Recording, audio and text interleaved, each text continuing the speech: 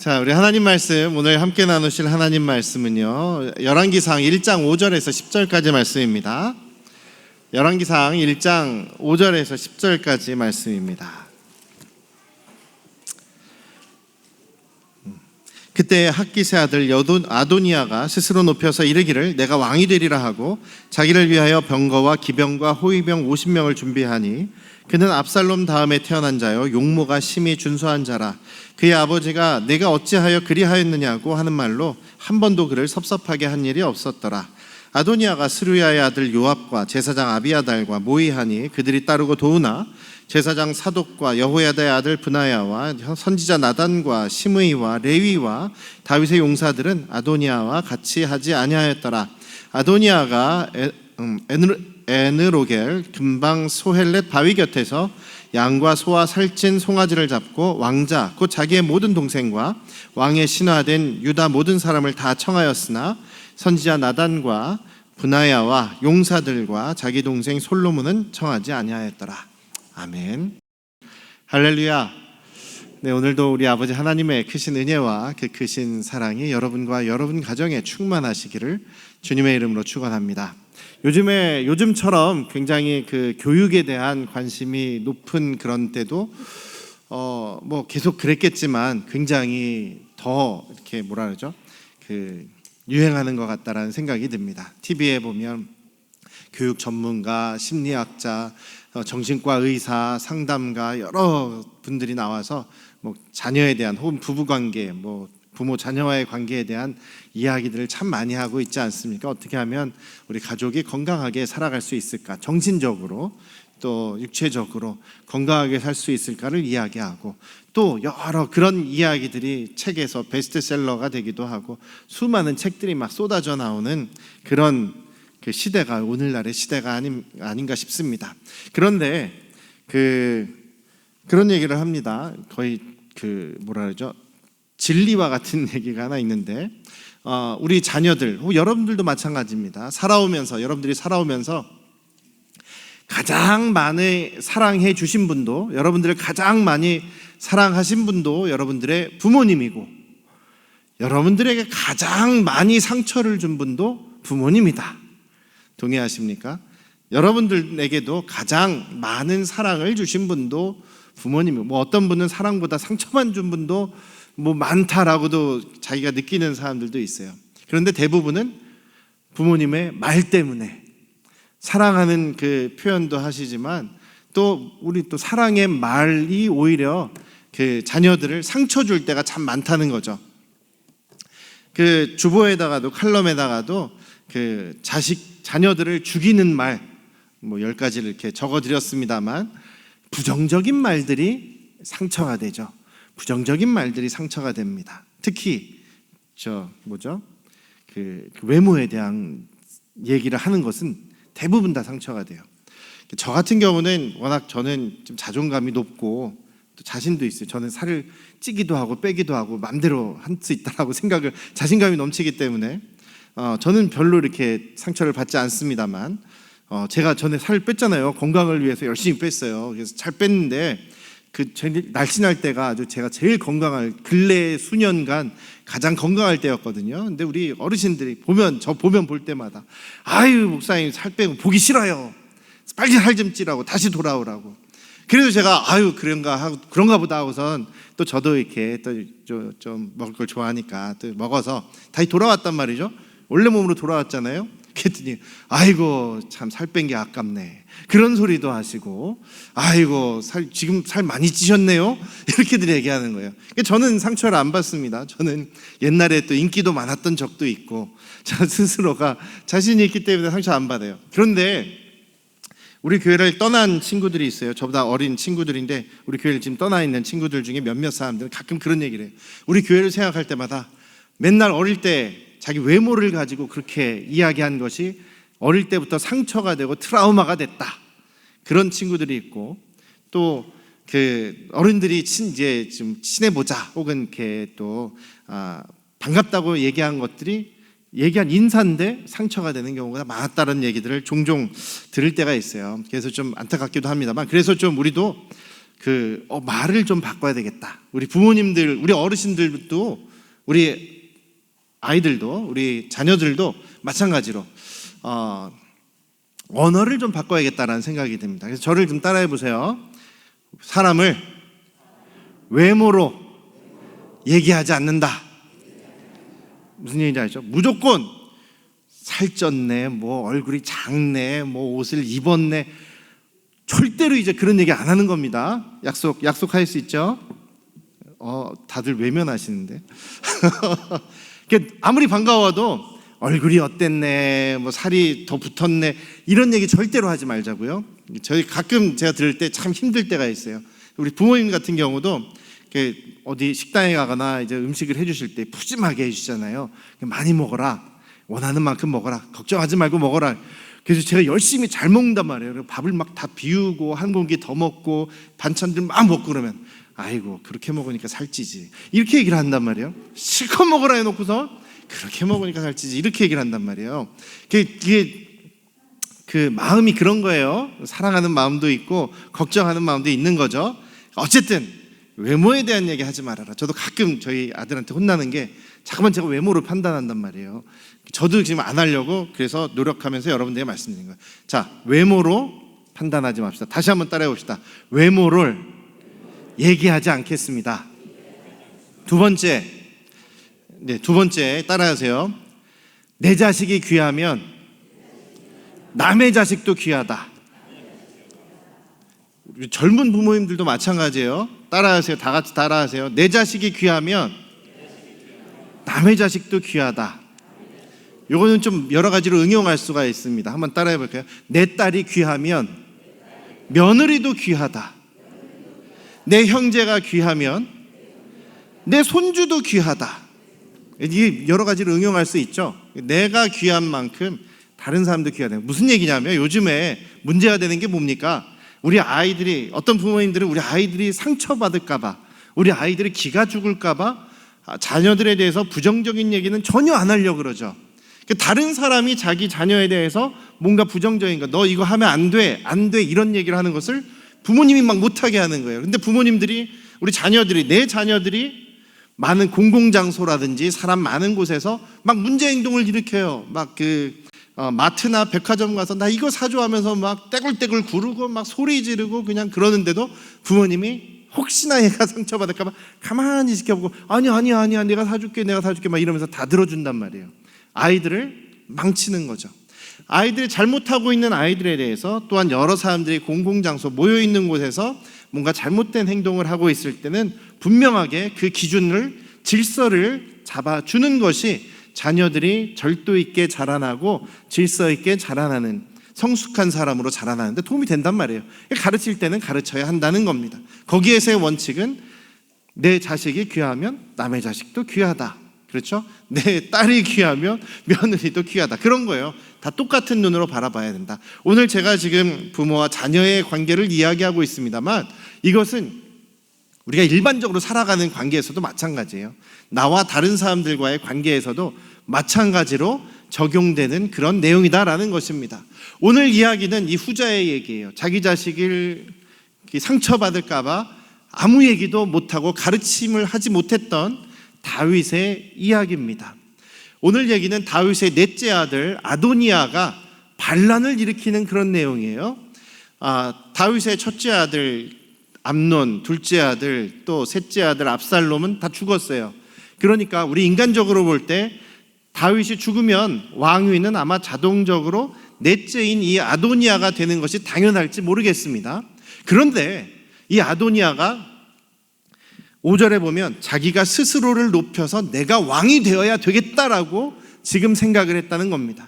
다윗 왕이 지금 살아있는데 물론 이제 곧 죽을 사람이지만 자기가 스스로 왕이 되겠다라고 해서 사람들을 막 지금 끌어모으고 있어요. 자기에게. 그렇다는 이야기는 지금 자기가 왕이 안 될 수 있기 때문에 지금 억지로 자기가 왕이 되려고 하고 있다라는 이야기입니다.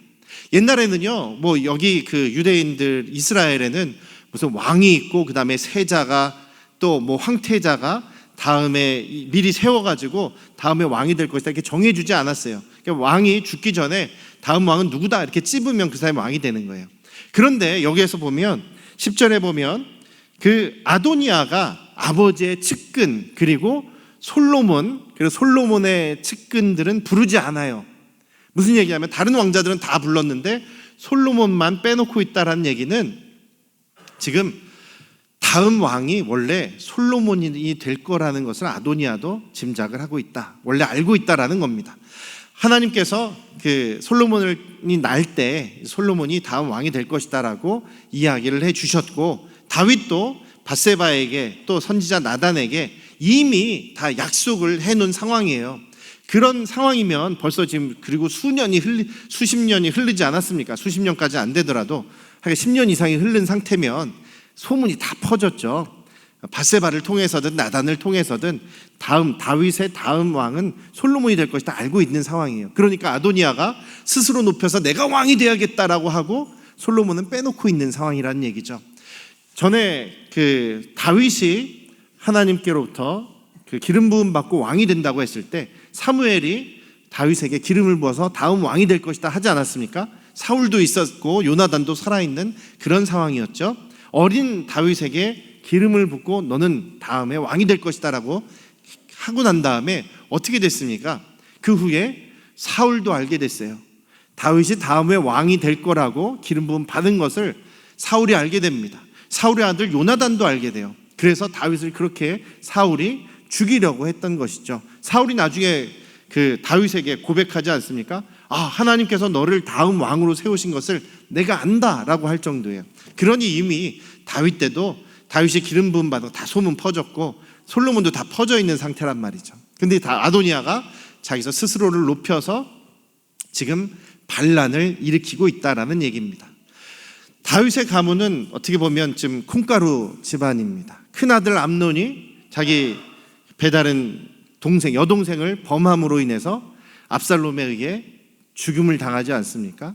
또 압살롬도 자기 아버지 다윗에게 반란을 일으켜서 또 죽음을 당하지 않습니까? 이런 지금 가족들 안에서 서로 막 죽이고 죽이는, 그리고 반란을 일으키는 이런 안 좋은 일들이 계속 벌어지고 있다는 것이죠. 그 이유가 무엇이었겠습니까? 어떤 사람은 다윗이 자녀들을 믿음으로 제대로 가르치지 않았기 때문이다 라고 이야기를 합니다. 여기 보시면 6절 말씀에 뭐라고 기록되어 있습니까? 다윗이 아도니아에 대해서 내가 어째서 그렇게 했느냐라고 한 번도 이야기하지 않았다. 자식을 섭섭하지 않게 하기 위해서 너 왜 그런 일을 했니? 라고 야단을 치거나 꾸짖거나 한 일이 한 번도 없었다는 거예요. 아도니아가 그만큼 완벽하게 자라났을 리는 없죠. 누구든 자라날 때, 어린아이에서 자라날 때는 다 실수하기도 하고 잘못하기도 하는 거죠. 그런데 여기 보면 섭섭하게 한 일이 없다라고 할 때 이 섭섭하게 하다라는 말에는 훈육하다, 훈계하다라는 뜻이 포함되어 있습니다. 그러니까 지금 다윗은 아도니아를 한 번도 꾸짖거나 야단치지 않았다는 얘기예요. 근데 아도니아에게만 그랬습니까? 아닙니다. 다른 아들들을 보더라도 암논이 자기 배다른 자매를 범했을 그 큰 죄를 저지르는 상황에서도 자기 혼자 그냥 화내고 그 아들한테 한마디 얘기를 안 합니다. 압살롬이 그래서 암논을 죽이고 도망치죠. 도망치고 2년 후에 다시 돌아오게 되는데 다시 돌아와서 다윗을 만났을 때도 한마디 얘기를 하지 않아요. 그냥 다윗이 차갑게 압살롬을 그냥 남대하듯이 대해버립니다. 그래서 압살롬이 거기에서 아버지께 실망하고 오히려 분노하게 돼서 아버지에게 반역을 일으키게 되는 것이죠. 그래서 다윗은 지금 아도니아뿐만 아니라 모든 자녀를 훈계하거나 교육하지 않았다는 거예요. 그런데 분명히 하나님께서는 다윗에게 약속하시면서 뭐라고 말씀하시냐면 내가 내 자녀들, 내가 내 자식들, 아들들을 잘 교육해서 하나님만을 섬기고 하나님께 대해서 공의와 그 신의를 잘 지키면 그 너의 아들들이 계속해서 이스라엘의 왕위에 오르게 하겠다. 이스라엘에서 너희 그 자손들에게 왕위가 끊어지지 않게 하겠다. 하나님께서 분명히 약속하셨거든요. 그 약속과 동시에 무슨 말씀입니까? 자녀들을 그러니까 잘 교육해서 하나님만을 섬기고 하나님의 법을 따르는 아들들로 교육해라라는 말씀을 다윗이 그대로 행하지 않았다는 겁니다. 다윗은 왜 이렇게 하지 못했을까요? 왜 자녀들을 제대로 가르치지 못했을까요? 왜냐하면 다윗 자신도 자기 부모님께 그렇게 사랑이나 교육이나 친밀한 양육을 받지 못한 것 같아요. 성경에 보면 성경에 다윗의 부모는 다윗을 사랑하지 않았다 이런 얘기는 없어요. 그런데 이 성경을 쭉 보시면 정황으로 우리가 알 수 있습니다. 무슨 얘기냐면 다윗을 그 왕위에 기름 부을 때 사무엘이 찾아와서 기름 부을 때 그때 다윗은 한 열 몇 살 정도 되는 어린 나이, 젊은 나이였어요. 더군다나 그 집안의 막내였습니다. 사무엘이 온다고 하니까 그 이세 아버지가 아들들을 다 불러요. 그러면서 막 잔치하고 사무엘과 같이 식사에 참여하게 하는데 나머지 아들들은 다 같이 그 자리에 같이 합니다. 근데 누구만 빠져 있어요? 다윗만 빠져 있어요. 다윗만 빠져서 뭘 하고 있냐면 다윗만 혼자 그 집안의 양떼들을 치고 있었다는 겁니다. 목동일을 하고 있다는 거예요. 목동일이 얼마나 힘든 건 여러분들 잘 아시죠? 풀이 그렇게 많은 나라가 아니잖아요. 이스라엘이 광야가 있고 척박합니다. 물론 그 5월달, 6월달 이때는 사방에 풀이 막 돋아나서 그 양들이 이렇게 쉽게 풀을 뜯어 먹을 수 있는데 그때가 아닌 나머지 계절들은 굉장히 척박하기 때문에 풀 있는 곳을 찾아서 멀리 나가기도 했고 며칠 동안 몇 주 동안 밖에서 그 노숙을 해야 될 수도 있고 양하고 같이 잠을 자는 그런 상황도 있고 그러다 보면 맹수들을 만나고 늑대를 만나고 곰을 만나고 때로는 사자도 만난다 그러지 않습니까? 그것들로부터 양을 보호해야 되는데 이 10대의 이 젊은 아들이 더군다나 그 집안의 가장 막내인 아들이 그 위험하고 힘들고 험한 일을 지금 하고 있다는 겁니다.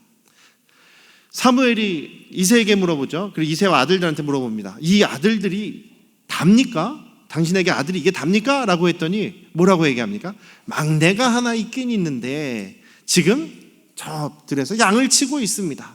이 자리에는 그 합당하지 않은 아들입니다. 이렇게 판단을 한단 말이에요. 막내인데 한참 사랑받아야 될 나이에 막내 아닙니까? 요셉하고 되게 비교되지 않습니까? 창세기에 있는 요셉, 야곱이 자기 그 당시의 막내인 요셉을 얼마나 끔찍히 아끼고 사랑했습니까? 물론 편애는 안 되는 겁니다만 제일 예쁜 옷 입히고 그런 힘든 일은 다 형들 시키고 절대로 힘든 일을 하지 않도록 양치는 일을 근처에도 가지 못하도록 보호하지 않았습니까? 다윗은 그런 보호를 받지 못했다는 거예요. 다윗이 지금 골리앗과의 형들이 전쟁에 나가 있는데 도시락을 싸들려서 보내죠. 전쟁터로 가서 형들에게 나눠주라고 보냅니다. 다윗이 갔어요. 가면서 그 어린아이가 얼마나 호기심이 많겠습니까? 그래서 지금 상황이 왜 이렇습니까? 저 골리앗을 왜 아무도 싸우지 못합니까? 왜 대항하지 못합니까? 왕이 무슨 약속을 했습니까? 막 이러면서 궁금해서 돌아다니니까 형들이 뭐라고 합니까? 이 녀석아, 맨날 뺀질거리더니 여기까지 와서도 뺀질거리느냐? 여기 전쟁터가 무슨 놀이터인 줄 아느냐? 아버지가 너한테 맡겨준 양들이 얼마 되지 않는다고 그거 다 내팽겨치고 왔느냐? 야단치지 않습니까? 무슨 얘기예요? 형들에게도 인정받지 못하고 사랑받지 못하는 다윗. 그러니까 어린 시절에 제대로 부모님의 사랑과 교육을 제대로 받지 못한 모습이 다윗의 모습이라는 거죠. 따라해 볼까요? 사랑받은 사람이 사랑할 줄 안다. 교육받은 사람이 가르칠 줄 안다. 그런 얘기죠. 다윗은 사랑받지 못했었기 때문에 자식들 사랑은 합니다. 어마어마하게 사랑합니다. 사랑하지 않아서 방치한 것이 아니라 너무나 사랑하는데 어떻게 가르치고 어떻게 훈육해야 되는지를 몰랐을 가능성이 큰 거예요. 태어나면서부터 부모 역할을 배우고 태어나신 분은 없지 않습니까? 다윗이 압살롬이 죽었을 때 어떻게 합니까? 막 사람들 보거나 말거나 왕의 채통을 생각하지도 않고 엄청나게 통곡하며 울지 않습니까? 뭐라고 얘기합니까? 네가 살고 내가 죽었어야 되는데 아이고 네가 죽었구나. 미안하다 하면서 막 통곡하지 않습니까? 자식을 사랑하는 사람이었습니다. 그런데 어떻게 가르칠 줄을 몰랐던 것이죠. 우리는 분명히 알고 있습니다. 어떻게 가르쳐야 됩니까? 우리가 서로 어떻게 대해야 됩니까? 주님의 말씀과 주님의 법으로 가르쳐야 되죠. 이것이 옳은 길이다라는 것을 가르쳐줘야 됩니다. 세상의 법이 아니라 세상의 가치가 아니라 우리는 주님의 법으로, 주님의 말씀으로, 예수 그리스도의 복음으로 자녀들을 가르치고 훈계하고 교훈해야겠죠.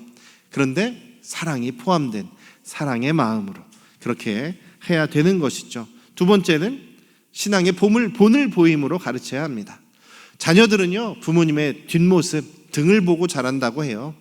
여러분들 그런 생각 가끔 많이 하지 않습니까? 쟤는 내가 그렇게 하지 말라고, 그렇게 닮지 않았으면 하는 부분을 꼭 닮는다.